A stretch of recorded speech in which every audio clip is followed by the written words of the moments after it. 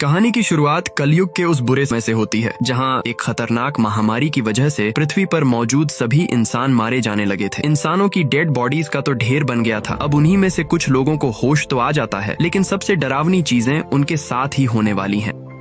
इस एडवेंचरस कहानी की शुरुआत होती है एक फॉरेस्ट में मौजूद काफी बड़े गड्ढे को दिखाते हुए। पता चला कि उस गड्ढे के अंदर कई सारे लोगों की डेड बॉडीज पड़ी हुई हैं। इतना डरावना नजारा अगर कोई देख लेता तो वह जिंदा नहीं रह पाता। ऐसा लग रहा था कि हर एक लोगों को चुन चुन कर मारकर यहाँ फेंक दिया गया है। अब उन्हीं सारे डेड बॉडीज के ढेर में हमें एक आदमी दिखाया जाता है जिसे कि होश आ गया था। उसकी आंखें धीरे धीरे खुलती हैं और वह अपने आप को इस जगह पर पाता है। ताज्जुब की बात यह थी कि उस आदमी को कुछ भी याद नहीं आ रहा था कि वो कौन है और इस खतरनाक वाली जगह पर वह पहुंचा कैसे। यानी उसकी याददाश्त पूरी तरीके से चली गई है। अब बेचारा वो आदमी जो गड्ढे में फंसा हुआ था वो बाहर निकलने का ट्राई तो करता है, लेकिन वो गड्ढा काफी गहरा होता है और उस जगह से कोई रास्ता भी नहीं था। अपने चारों तरफ हर एक लोगों को मरा पड़ा हुआ देखकर वह और भी ज्यादा डरने लगा। पर तभी अचानक उसे गड्ढे के ऊपर से कोई तो दिखाई देता है जो लगातार उस आदमी के ऊपर नजर रख रहा था। वह आदमी मदद के लिए चिल्लाता भी है, लेकिन जो ऊपर की तरफ था वह पीछे हट गया। अब तो उस अनजान आदमी को लगने लगा कि वह कोई शिकारी है जो सभी लोगों को यहाँ लाकर मार देता है। उसकी भी हालत अब बाकियों जैसी होने वाली है। अब अचानक उस आदमी को नीचे पड़ी हुई एक गन दिखाई देती है जिसे कि वह उठा लेता है। उसने गन को अपने पास रख लिया ताकि मुसीबत में यह काम आ जाए। अब थोड़ी ही देर में पता चला कि ऊपर की तरफ से एक रस्सी नीचे आई है। यानी जो भी गड्ढे के दूसरी तरफ था वह मदद करना चाहता है उस आदमी की, ताकि वह उस जगह से सही सलामत बाहर निकल जाए। वो अनजान आदमी अब रस्सी को पकड़ता है और धीरे धीरे ऊपर आ जाता है, लेकिन उसने देखा कि जिस इंसान ने उसकी मदद की थी और रस्सी फेंकी थी वह वहाँ से गायब हो चुका है। उस जगह पर फॉरेस्ट के सन्नाटे के अलावा कोई भी नहीं था। आदमी अपने हाथ में बंदूक लिए रहता है और चारों तरफ छानबीन करते हुए आगे बढ़ता है। इस समय भी उसे बिल्कुल याद नहीं आ रहा था कि उसका नाम क्या है और आखिर वो इस डरावने फॉरेस्ट में आया क्यों था। ट्रैवल करते हुए वह थोड़ा दूरी पर पहुंचा और उसे सामने की तरफ एक घर दिखाई देता है। एकदम बारीकी से हाथ में गन लेते हुए वह जैसे ही एंटर करता है तो घर के अंदर कुछ और लोग भी मौजूद थे जो डिस्कशन कर रहे होते हैं। अब उस आदमी ने तो सबसे पहले उन लोगों के ऊपर गन पॉइंट करके पूछा कि तुम लोग कौन हो, क्योंकि उसे लग रहा था कि इन्हीं लोगों ने उसे कैद किया है और गड्ढे के अंदर फेंक दिया था। अब बाकी लोग भी उस आदमी को देखकर एकदम चौंक गए और दूसरे ग्रुप का एक और मेंबर भी अपनी शॉटगन उसके ऊपर पॉइंट कर देता है, क्योंकि वह ग्रुप वाले भी कुछ नहीं जानते थे कि यहाँ पर क्या हुआ। उन्हें लग रहा था कि इस अनजान आदमी ने ही यह सारे कत्ल किए हैं, जबकि सच्चाई यह थी कि गड्ढे से निकला हुआ ये आदमी और घर के अंदर जितने भी सारे लोग मौजूद थे उनकी कंडीशन सेम होती है। ना ही उन्हें अपना नाम याद होता है और ना ही यह पता था कि वह यहाँ कैसे पहुंचे। जब यह बात उस अनजान आदमी को समझाई गई तो दोनों ने अपने गन नीचे कर लिए। सभी लोग एकदम कंफ्यूज थे कि आखिर क्या हो रहा है। उस गड्ढे में मौजूद इतनी सारी डेड बॉडीज पड़ी हुई हैं। यह सब उन लोगों को भली भांति पता था, यानी कुछ तो गड़बड़ है इस फॉरेस्ट में और आखिरकार उनकी याददाश्त वापस क्यों नहीं आ रही। उस दूसरे ग्रुप वालों में से हमें एक लेडी दिखाई जाती है जिसके शॉर्ट हेयर थे। अब वो लड़की उन सभी को पेपर पे चाइनीज में कुछ लिख कर दिखाने की कोशिश कर रही होती है, लेकिन ऑब्वियस बात थी कि उन सारे लोगों को उसकी लैंग्वेज कुछ समझ नहीं आती और वह उसे एंटरटेन नहीं करते। ऐसा लग रहा था कि उस लेडी को कुछ इंपॉर्टेंट पता है जो वह उन सभी को बताना चाहती है। जल्द से जल्द अब सभी लोगों ने अपनी जेब चेक की और सारी चीजें अच्छे से डिटेलिंग की कि आखिर उनके पास कुछ इन्फॉर्मेशन तो नहीं है। पता चला कि उन लोगों के पॉकेट में उनकी आइडेंटिटी कार्ड है जिससे उन्हें अपने नामों के बारे में आइडिया लग जाता है। केवल वो अनजान आदमी जो अभी अभी गड्ढे से बाहर निकला था उसकी कोई आइडेंटिटी पता नहीं चलती। अब जब वह सारे लोग घर की तलाशी ले रहे होते हैं तो उन्हें एक ऐसा चैम्बर मिला जहाँ पर कई दिनों तक खाने पीने की सप्लाई और खाने पीने की चीजें रखी गई हैं। यानी हो सकता है कि कोई पर्पसफुली यहाँ पर रख कर गया हो और उन्हें इसी घर के अंदर कैद करके रखना चाहता है। जब वो एक कैलेंडर पर देखते हैं तो कई सारी डेट्स पर उसे क्रॉस दिखाई दे रहा था और मंथ के 18 डेट पर सर्कल किया था जो ऑब्वियसली कुछ ही दिनों बाद आने वाला होता है। अब वो सारे अनजान लोग यह भी सोचने लगे कि शायद 18 तारीख को कुछ होने वाला है। उन्हें अपने प्रोटेक्शन के लिए सतर्क रहना होगा और जितने भी इक्विपमेंट्स उनके पास हैं उनका प्रॉपर यूज करें। हमें तो उस जगह पर माइक नाम का भी एक आदमी दिखाया गया जिसे गन चलाना बहुत अच्छे से आ रहा था। वो शायद अंदाजा लगाता है कि यहाँ आने से पहले जरूर वो कोई मिलिट्री या फिर सोल्जर का काम करता था। यानी उन लोगों को फिलहाल अपने बारे में कुछ नहीं पता होता, लेकिन उन लोगों के जो इंडिविजुअल स्किल्स होते हैं वह अभी भी उनके पास ही हैं। उन्हें सिर्फ अपनी स्किल्स को पहचानने की देरी है। उन सभी को तो घर के अंदर एक ऐसी जगह भी मिल गई जहाँ कई सारे वेपन्स रखे गए थे। ये वेपन्स उनके काम आ सकते हैं प्रोटेक्शन के लिए, तो उन्होंने एक एक वेपन सभी में डिस्ट्रीब्यूट कर दिया ताकि वो अपनी सुरक्षा खुद कर सकें।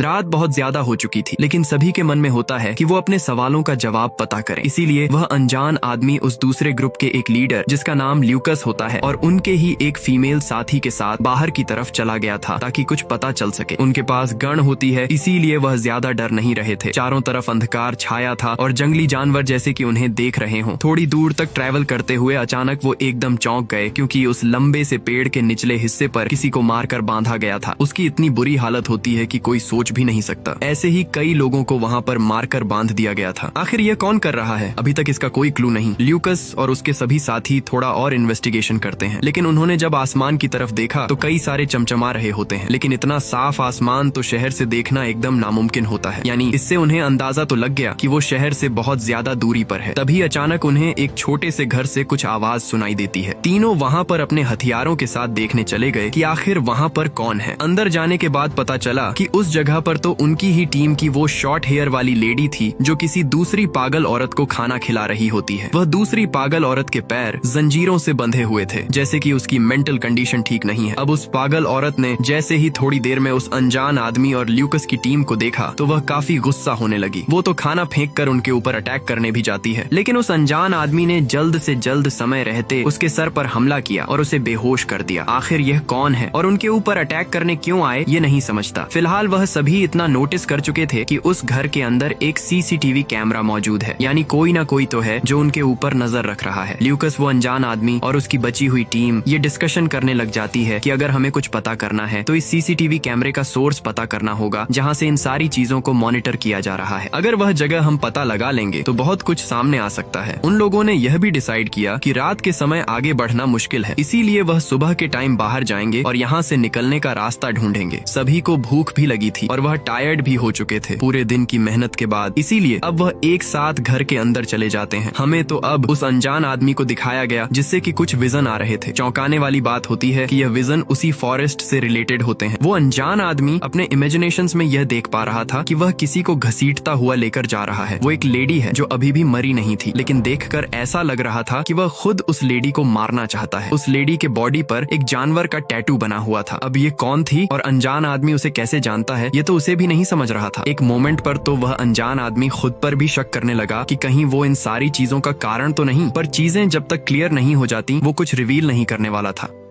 सुबह होने पर ल्यूकस उस अनजान आदमी और अपने 2 मेंबर्स के साथ फॉरेस्ट में निकलता है ताकि वह थोड़ा एक्सप्लोर करें और यहाँ से बाहर निकलने का रास्ता पता कर पाए। निकलने से पहले प्लान ये बनाया गया था कि माइक और वो छोटे हेयर वाली लड़की जो बोल नहीं सकती थी उसे घर पर रुकना होगा और बाकी सब एक्सप्लोर करके आएंगे। लेकिन माइक यहाँ पर जिद करने लगता है कि उसे भी साथ चलना है। उसे तो गन यूज करना बहुत अच्छी तरीके से आता था, वह तो उनकी और अच्छी तरीके से मदद भी करेगा। लेकिन ल्यूकस और बाकी लोग यही डिसाइड करते हैं कि कुछ लोगों को यहाँ पर रुकना होगा, इसीलिए अब बिना डिस्कशन किए वह सब आगे बढ़ जाते हैं और माइक और उस बूंगी लड़की को वहीं घर में रुकना पड़ता है। माइक बहुत ज्यादा फ्रस्ट्रेटेड था, उसे तो अपने स्किल्स दिखाने थे पर वह कुछ कर नहीं पा रहा था, जैसे कि वह कोई नौकर हो। अब यहाँ कुछ देर बीत जाते हैं और अचानक माइक को कुछ आवाज सुनाई दी। ये आवाज दूर कहीं से आ रही थी, इसीलिए माइक उसे देखना चाहता था। उस बूंगी लड़की ने उसे रोकने की भी कोशिश की कि यह बहुत ही खतरनाक हो सकता है, लेकिन माइक ने उसे अंदर बंद कर दिया और बाहर आने के लिए मना किया। माइक फिर उस आवाज के सोर्स के पास चला जाता है जो कि एक आदमी की थी और वह पूरी तरीके से नुकीले तारों के बीच में फंसा हुआ था। वह तड़प रहा होता है और मदद की भीख मांग रहा होता है। अब बेचारा माइक इस जाल को समझ नहीं पाया और धीरे धीरे उसे जाल से छुड़ाने के लिए आगे बढ़ा। अब माइक जब उस खतरनाक आदमी के एक पर्टिकुलर डिस्टेंस पर आ जाता है तो उसने माइक को पकड़ लिया और वो नुकीली तार को उसके गले पर बांधने लगा। माइक बेचारा तड़प रहा था और चिल्ला भी रहा था, पर ऑब्वियस बात है कि बाकी मेंबर्स तो दूर जा चुके हैं, वो उसकी आवाज सुन ही नहीं पा रहे थे। उस खतरनाक आदमी ने तार को एकदम खींचना स्टार्ट किया और माइक बेचारा बहुत ही ज्यादा बेहोश होकर वहीं गिर पड़ा। दूसरी तरफ अब हमें ल्यूकस और उसकी बाकी टीम को दिखाया गया जो ट्रैवल करते हुए 2 कार्स के पास पहुंच चुके थे। वो कार उनके घर की बैक साइड पर रखी गई होती है, जिसे ओपन करके वह चेक करने लगे। एक शॉकिंग रियलिटी पता चली कि दोनों कार की चाबियां उसमें मौजूद होती हैं, जैसे कोई पर्पसफुली चाहता हो कि वह सब कार में आकर बैठे और यहाँ से निकलने की कोशिश करे। दोनों कार को चेक करने के बाद पता चला कि किसी में फ्यूल कम है और किसी की बैटरी डाउन है। उन दोनों को ठीक करना होगा और कुछ मेंटेनेंस करने होंगे, तब जाकर वह आगे बढ़ेगी। वो कार को अंदर से अच्छी तरीके से चेक करते हैं कि कुछ क्लूज तो नहीं मिल रहे। अब अचानक ल्यूकस को एक फोटोग्राफ्स मिलती है जो कि वह ध्यान से देखने लगा। शॉकिंग बात यह थी कि यह फोटोग्राफ्स उन्हीं सारे लोगों की होती है जैसे कि वह पहले भी इस जगह पर आ चुके हैं। लेकिन शक उन्हें तब होने लगा जब वो ध्यान से देख पा रहे थे कि उसके अंदर वो गड्ढे से निकला हुआ आदमी मौजूद ही नहीं होता, यानी फोटोग्राफ्स में वो है ही नहीं। जब यह सारी बातें उस अनजान आदमी को बताई जाती हैं तो वह बहुत सोच में पड़ गया और यह कहने लगा कि शायद जो फोटोग्राफ्स ले रहा होगा वो मैं ही हूँगा, इसी वजह से वह फोटोग्राफ में नहीं आया। खैर, यह रीजन सभी को एकदम वैलिड लगता है, लेकिन उन्हें कहीं न कहीं अनजान आदमी पर शक तो था ही। तुरंत ही उस जगह पर उन्हें जितने भी इक्विपमेंट्स मिले वो उसे अपने पास रख लेते हैं। अब उस अनजान आदमी पर और ज्यादा शक कर पाते। इससे पहले वहाँ पर भागते हुए वो गूंगी औरत आ जाती है। उस औरत ने इशारा करते हुए बताया कि माइक बहुत ज्यादा खतरे में है, इसीलिए टीम के सभी लोग वेपन लेकर वहाँ से भागते हुए सीधा उन फेंसिंग के पास पहुँचे जहाँ पर वह खतरनाक ज़ॉम्बी टाइप का आदमी मौजूद था। वह सभी जब वहाँ पहुँचे तो माइक बहुत ही ज्यादा घायल अवस्था में था। उसका इतना ज्यादा ब्लड निकल चुका होता है कि ठीक होना बहुत मुश्किल है, यानी उसका अंतिम समय ही चल रहा था। और जब तक सभी लोग उसे सांत्वना देने के लिए आते तो माइक उन्हें कुछ इशारा करने की कोशिश करता है, लेकिन तब तक उसका दम टूट गया और वह वहीं पर मर जाता है। बेचारे सभी लोग इस चीज को देखकर बहुत ही ज्यादा निराश हो गए थे, क्योंकि माइक भी उनका बहुत ही इम्पोर्टेंट मेंबर था। उसके पास तो कई सारे स्किल्स भी थे जो अब बेकार हो चुके हैं। अब जो खतरनाक आदमी उन फेंसिंग से बंधा हुआ था वह वापस से चिल्लाने लग जाता है। इसी चीज से परेशान होकर वह अनजान आदमी गन उठाता है और तुरंत ही उसे मार देता है। लेकिन अब यह उन सभी के लिए सिक्योरिटी रीजंस हैं कि उन्हें अपनी प्रोटेक्शन कैसे करनी है। अगर ऐसे खतरनाक लोग और मौजूद हैं तो वह उनके ऊपर भी अटैक कर सकते हैं। इसका अंदाजा उन्हें लगाना होगा और अपनी प्रोटेक्शन का इंतजाम करना होगा।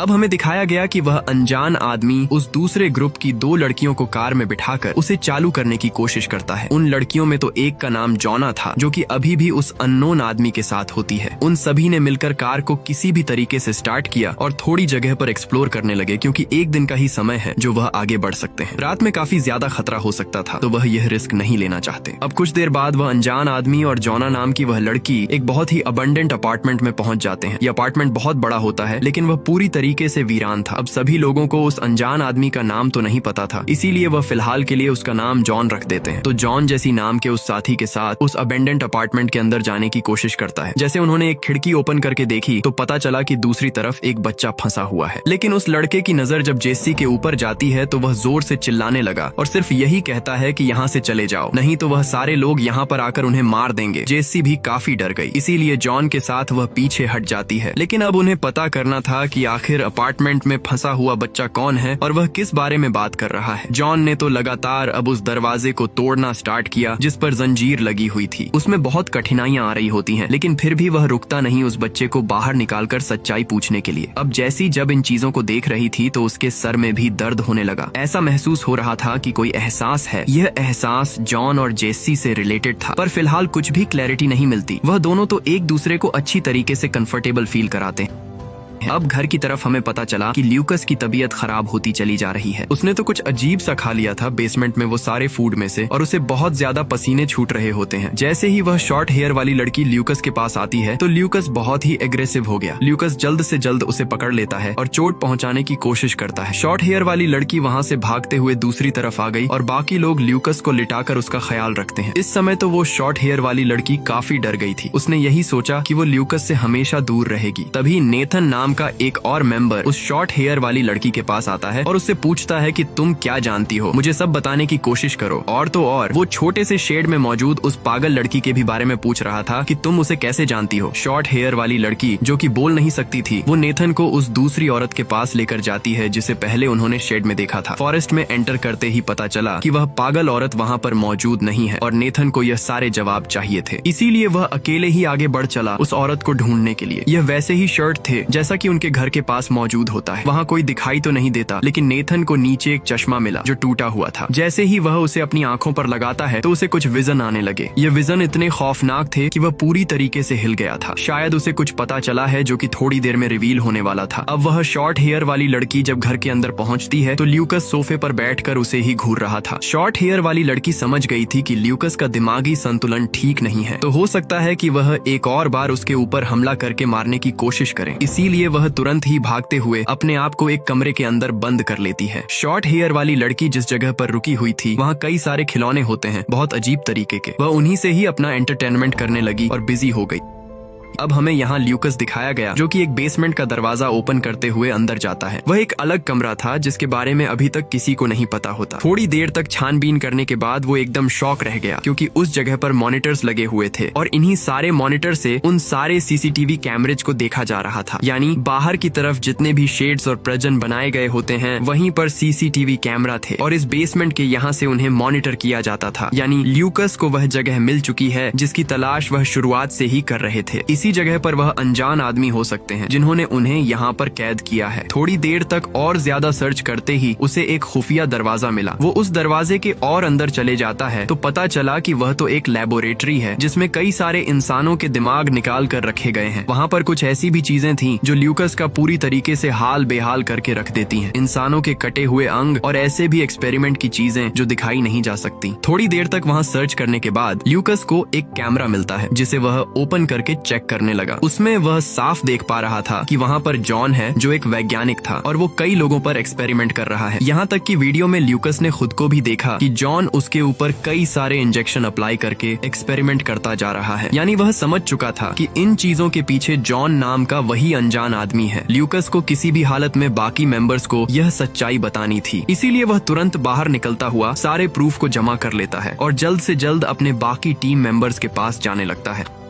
हमें तो अब यहाँ कार के अंदर जॉन और जेसी को दिखाया गया जो कि वापस लौट रहे थे अपने घर की तरफ। अब उन्हें भी नहीं समझा कि वो बच्चा कौन था और मिस्टीरियस चीजें जो उनके साथ हो रही हैं वो कोई ऑर्गेनाइजेशन कर रही है या फिर नेचर उनके साथ खिलवाड़ कर रही थी। थोड़ी देर तक ट्रैवल करते ही अचानक पता चला कि उनके कार के सामने एक बड़ा सा पेड़ गिर गया है। अब पेड़ के इस तरीके से गिरने की वजह से वह कार आगे तो नहीं लेकर जा सकते, इसीलिए दोनों कार के नीचे उतरकर कुछ देखने लगते हैं। अब साइड से उन्हें कुछ आवाज आने लगी जैसे कि कोई पेड़ काट रहा है। वह जब थोड़ा आगे बढ़े तो पता चला कि उस जगह पर कई लोग मौजूद हैं जिनके चेहरे काफी अजीब थे। ऐसा लग रहा था कि कोई उन्हें कंट्रोल कर रहा है, ना कोई इमोशन और ना ही कोई ह्यूमन बिहेवियर। वो सभी किसी न किसी तरीके से बीमार दिखाई दे रहे थे जैसे कोई ज़ॉम्बी। अब प्रॉब्लम की बात ये हो गई कि जॉन को कुछ पता नहीं था और वह उनसे मदद मांगने के लिए उनके सामने चला जाता है। जैसे ही वह सारे ग्रुप के लोगों ने उन्हें देखा तो वह उनकी तरफ भागने लगे। उनके पास हथियार और कई वेपन्स भी थे जिससे वह शायद उनके ऊपर अटैक करेंगे। जॉन और सेरेन इससे काफी ज्यादा डर गए और तुरंत ही कार में बैठकर वहां से भागने लगे। जॉन ट्राई कर रहा था कि कार चालू हो जाए लेकिन वह चालू नहीं होती, इसीलिए वह कार से उतरकर सेरेन को स्टीयरिंग व्हील संभालने के लिए कहता है और वह सामने की तरफ से कार को पीछे धकेलने लगा। इससे एटलीस्ट वह सारे इन्फेक्टेड लोगों से बच जाएंगे। जॉन और जेसी जैसे ही कार को पीछे ले रहे थे तब अचानक एक मोमेंट ऐसा आता है जब सभी पागल लोग रुक गए थे। वो जरा भी आगे बढ़ नहीं रहे होते। अब यह क्यों हुआ? जब जॉन और जेसी ने चारों तरफ नजर घुमाई तो उन्हें एक पेड़ के ऊपर कुछ इंसान लटके हुए दिखाई दे रहे थे। अब इसका रिलेशन इन पागल लोगों से क्या था और वह इनकी वजह से क्यों नहीं आगे बढ़ रहे यह तो उन्हें नहीं समझता, पर इतना क्लियर हो गया कि उन पागलों का इलाका वहीं पर है। कार को चालू करके जल्द से जल्द जॉन और जेसी अपने घर के पास पहुंचते हैं। लेकिन अब हमें दिखाया गया कि ल्यूकस सामने की तरफ खड़ा हुआ है गन लेकर, क्योंकि उसे जॉन के बारे में सच्चाई जो पता चली है। ल्यूकस ने तो जॉन के ऊपर गन पॉइंट करके उसे मारने की कोशिश की। बेचारा जॉन को तो ये पता भी नहीं था कि उसने क्या गलती कर दी है। लिक्स तो जल्द से जल्द जेसी को वह प्रूफ दिखाता है, यानी कि वीडियो कैमरा जिसमें सब कुछ पता चल रहा था कि कैसे जॉन एक वैज्ञानिक है और उन लोगों के ऊपर एक्सपेरिमेंट कर रहा है। जेसी भी यह जानकर एकदम दंग रह गई। वह सभी अपने हाथों के ऊपर देख रहे थे कि कैसे वहाँ इंजेक्शन के निशान हैं। जॉन बेचारा यहाँ पर कुछ बोल पाता है। इससे पहले ल्यूकस ने उसके सर पर हमला कर दिया। दोनों के बीच में काफी हीट अप मोमेंट क्रिएट होता है, पर अब जॉन बेहोश हो चुका था। ल्यूकस तो अब जॉन को घसीटता हुआ उसी गड्ढे के पास लेकर जाता है जहाँ बहुत सारे लोगों की डेड बॉडीज पड़ी हुई हैं। यानी ल्यूकस अब जॉन को उसी गड्ढे में वापस फेंकने का प्लान कर रहा है। थोड़ी देर बाद जॉन को जब होश आता है तो वह उसे रिक्वेस्ट करने लगा कि ये बहुत गलत हो रहा है, शायद उसे सच्चाई पता करके कुछ डिसीजन लेना चाहिए। पर ल्यूकस मानो एकदम आउट ऑफ कंट्रोल हो चुका था। उसने सीधा जॉन को उस गड्ढे में फेंक दिया जिसके सर पर काफी चोट भी लगती है। लेकिन इसी चोट की वजह से उसे कई सारे विजन याद आने लगे थे। विजन के अंदर वह एक लेडी को बार बार देखता जा रहा था। अब जॉन जब गड्ढे के अंदर अपनी आंखें खोलता है तो सामने एक लेडी पड़ी हुई थी जिसकी बॉडी पर वही वाटर एनिमल का टैटू बना हुआ था। यानी यह वही लड़की है जिसे उसने अपने विजन में देखा है। अब ल्यूकस, जिसकी हालत पहले से खराब लग रही थी, वह सीधा ट्रैवल करते हुए घर में आया। जेसी और वो शॉर्ट ठहर वाली लड़की वहाँ पर मौजूद थी और उससे पूछते हैं कि नेथन कहाँ पर गया। लेकिन इन चीजों के बारे में ल्यूकस को नहीं पता होता। उसने सीधा कह दिया कि मैंने जॉन को गड्ढे में फेंक दिया है और उसे कुछ समय में मार दूंगा। जेसी तो ल्यूकस को इतना समझाती है कि जब तक सब क्लैरिटी ना मिल जाए हम किसी के ऊपर भी उंगली नहीं उठा सकते। पर यहाँ ल्यूकस का बिहेवियर और ज्यादा बेकार होता हुआ दिखाई दे रहा था। ऐसा लगता है कि वो भी उन्हीं सारे अनजान लोगों की तरह बनता जा रहा है और वह पागलों की तरह भी बिहेव कर रहा था। जब वो शॉर्ट हेयर वाली लड़की थोड़ा पास आती है तो पता चला ल्यूकस ने उस पर भी हमला कर दिया है। वो वहाँ से भागने लगती है और ल्यूकस उसका पीछा करता है मारने के लिए। जैसी भी समझ गई, इसीलिए उसने गन उठाया और ल्यूकस को पकड़ने चली जाती है। एक समय पर ऐसा लगा कि वो शॉर्ट हेयर वाली लड़की भी मारी जाएगी, पर जैसी ने फायर करके उसे बचा लिया। ल्यूकस तो अपनी जान बचाकर वहाँ से तुरंत ही भाग जाता है। वह शॉर्ट हेयर वाली लड़की अब सीधा पहुँचती है उसी गड्ढे के अंदर और रस्सी फेंक कर जॉन को बाहर निकालती है। देखकर लग रहा था कि उस लेडी को पहले से ही कुछ पता है, लेकिन वो किसी को भी अपनी बातें बता नहीं पा रही। ल्यूकस को भी अब शायद कुछ याद आया होता है और इन्हीं चीजों को क्लियर करने के लिए वह सीधा पहुंच गया उस अबंडन अपार्टमेंट में जहां पर उसने ताला तोड़ने की कोशिश की थी और अंदर की तरफ एक लड़का मौजूद था। वह उससे पूछना चाहता है कि आखिर वह किन लोगों के बारे में बात कर रहा था कि वह आने वाले हैं। जॉन जैसे ही अपार्टमेंट में एंटर करता है तो उस जगह पर एक आदमी और औरत भी थे। वह पूरी तरीके से इन्फेक्टेड थे और पागलों की तरह बिहेव करते हैं। जॉन जल्द से जल्द उनके ऊपर पॉइंट कर देता है और अचानक उसकी गाड़ी की चाबियां नीचे गिर गईं। एक पागल औरत सीधा उस चाबी को उठाकर अपने मुंह में डाल देती है। अब जॉन के पास कोई और वे नहीं था, क्योंकि वह गाड़ी के बिना यहाँ से जा तो नहीं सकता, इसीलिए वह उसे शूट करके खत्म कर देता है। कैसे भी करके उसने अपनी चाबियां एक्वायर की और सीधा गाड़ी में बैठकर वहाँ से जाने लगा। अब बहुत रात हो चुकी थी, जिसमें सामने की तरफ वो देख पा रहा था कि वही लड़का अपने कुछ साथियों के साथ यहाँ से दूर जा रहा है। गाड़ी के अंदर उन्होंने कुछ फैमिली मेंबर्स को बंद करके रखा हुआ है, जिन्हें वह बाहर नहीं निकालना चाहते। जॉन जब पास में जाता है तो वह उसे भी गन पॉइंट करके वहाँ से निकल जाते हैं, यानी उनके भी कुछ मेंबर्स पूरी तरीके से इन्फेक्टेड होकर पागल हो गए थे। अब यहाँ जॉन जैसे ही उस कार के पास आकर कुछ बॉक्स को देखता है, तब जाकर उसे कुछ याद आने लगा। उसके अंदर बहुत सारे ट्यूब रखे गए थे जिसमें किसी चीज का एंटीट्यूड होता है। इन चीजों के बाद पता नहीं कैसे जॉन के दिमाग में बहुत सारी यादें घूमने लगी और उसे थोड़ा थोड़ा कुछ याद आने लगता है। इसके बाद जॉन यह पूरी तरीके से समझ गया कि वो एक वैज्ञानिक था कुछ समय पहले, और इस फॉरेस्ट में जो भी लोग पूरी तरीके से इन्फेक्टेड हैं वह एक महामारी के कारण हुए थे। एक ऐसी महामारी जो लोगों को पूरी तरीके से पागल बना देती और ज़ॉम्बी में कन्वर्ट करके एक दूसरे पर हमला कराती। और जॉन तो एक वैज्ञानिक था जिसे काम दिया गया होता है कि वह इस जगह पर आकर इस बीमारी का एंटीडोट बनाए। शायद उसने वह दवाई बना भी ली होती है। उन चीजों के साथ उसे एक फॉर्म भी मिला जो मिलिट्री फोर्सेस का था, यानी मिलिट्री द्वारा ऑफिशियली जॉन को हायर किया गया होता है इस पर काम करने के लिए। और जितने भी लोग शहर में इन्फेक्टेड हुए थे उन्हें यहाँ गड्ढे के अंदर फेंक दिया गया ताकि जॉन अपनी उस पूरी टीम के साथ इन पर एक्सपेरिमेंट करके दवा बना सके। और जो 18 तारीख बताई गई थी वो उतने दिनों का समय उन्हें दिया जाता है ताकि वह दवाई बनाए। यह ऑब्वियस बात है कि जॉन अगर अपनी टीम के साथ दवाई नहीं बना पाया तो मिलिट्री फोर्स यहाँ आ जाएंगी। तो मिलिट्री फोर्स 18 तारीख को यहाँ आकर जितने भी लोग हैं सभी को मार देंगे, क्योंकि इससे उनका मतलब होगा कि जॉन अपनी टीम के साथ दवाई बनाने में कामयाब नहीं हो पाया और वो यह रेस नहीं ले सकते कि यह पेंडेमिक चारों तरफ फैले। जॉन को इतना तो याद आ रहा था कि उसने दवाई बना ली है, लेकिन जब उसने अपने एक साथी को दवाई लेकर मिलिट्री फोर्सेस के पास जाकर बताने के लिए कहा तो पता चला कि सामने की तरफ वह आदमी मरा हुआ था। यानी फोर्सेस तक यह बात पता ही नहीं है कि उसने दवाई बना ली है और वह कभी भी यहाँ पहुँच सकते हैं उन सभी को खत्म करने के लिए। साथ ही साथ वह एक फोटोग्राफ देखता है जो जैसी की थी। अब जॉन वहाँ से जा पाता तब तक वहाँ ल्यूकस आ जाता है जो उसके ऊपर टूट पड़ा। जॉन कैसे भी करके अपनी जान बचाता है और साइड में पड़े हुए एक पत्थर को उसके सर पर मारकर उसे खत्म कर देता है। अब यहाँ घर की तरफ जब नेथन जैसी के पास बढ़ रहा था तो शायद लगता है कि उन्हें भी सब कुछ याद आ चुका है। नेथन जॉन का भाई था और जैसी उसकी गर्लफ्रेंड, वो सभी लोग वैज्ञानिक होते हैं और एक साथ वो इस आइलैंड पर आए थे अपने एक्सपेरिमेंट के लिए। सब कुछ ठीक चल रहा था और उन्होंने वैक्सीनेशन अपने अपने बॉडी में भी इंजेक्ट कर ली होती है, लेकिन एक टेस्ट सब्जेक्ट जिसके ऊपर वह एक्सपेरिमेंट कर रहे थे वह आजाद हो गई और उन पर अटैक कर दी। जॉन को जानबूझकर उस औरत को मारना पड़ता है और उसे ही वह घसीट कर गड्ढे में लेकर गया। इसके ही विजन उसे आया करते थे, लेकिन उस समय गड्ढे के पास कुछ और लोगों ने जॉन पर अटैक करके उसे नीचे गिरा दिया था। दवाई का एक साइड इफेक्ट हुआ कि वह सभी अपनी याददाश्त भूल गए थे और सारी चीजें उसी जगह से स्टार्ट हुई थी। अब थोड़ी ही देर में उन सभी को आवाज आने लग जाती है कि मिलिट्री फोर्सेस यहाँ पर पहुंच चुके हैं। इसीलिए जॉन जल्द से जल्द अपने घर की तरफ भागने लगता है, क्योंकि उसे पता था कि मिलिट्री फोर्सेस अब रुकने नहीं वाली, वह जिसे भी देखेंगे शूट कर देंगे। नेथन जब घर के बाहर गया ऑफिसर्स को समझाने के लिए तो उन्होंने उसे भी शूट कर दिया था। जॉन के सामने उसके भाई को मार दिया गया। जॉन अब अगले मोमेंट में तुरंत ही जेसी के पास आता है और उसे बिना आवाज किए वहां से लेकर जाने लगता है। उसके ऊपर तो एक पागल औरत ने हमला भी किया जिससे जॉन शूट करके उस गड्ढे के पास लेकर गया। ऑफिसर को समझाने का कुछ फायदा नहीं था, इसीलिए वह दोनों उस पूरे डेड बॉडी के बीच में कूद जाते हैं जैसे बहुत ज्यादा घायल थी। इसीलिए जॉन ने सबसे पहले उसे इंजेक्शन दिया और खुद के बॉडी में भी लगाया। देखकर लगता नहीं कि जैसी बच पाएगी, पर जॉन उसे दिलासा देता है कि एक बार सब ठीक हो जाए तो वह बाहर निकल जाएंगे। वो मरने का नाटक करते हैं और ऑफिसर जितने भी लोगों को मार रहे थे उन्हें गड्ढे में फेंक देते हैं। और जब कुछ समय बाद जॉन अपनी आंखें खोलता है तो वह अपनी गर्लफ्रेंड को मरा हुआ पा रहा था। यानी कहा जा सकता है कि वही सिचुएशन फिर से आ गई है। वैक्सीन के कारण वह सब कुछ भूल चुका है और उसे पीछे की कोई बात नहीं याद। थोड़ी ही देर में वही गूंगी लड़की जॉन को बाहर निकालती है और वह लोग इतने मरे हुए लोगों को एक साथ देख रहे थे। क्या पता यह पेंडेमिक खत्म होगा कि नहीं, लेकिन हमारी कहानी यहीं खत्म हो जाती है।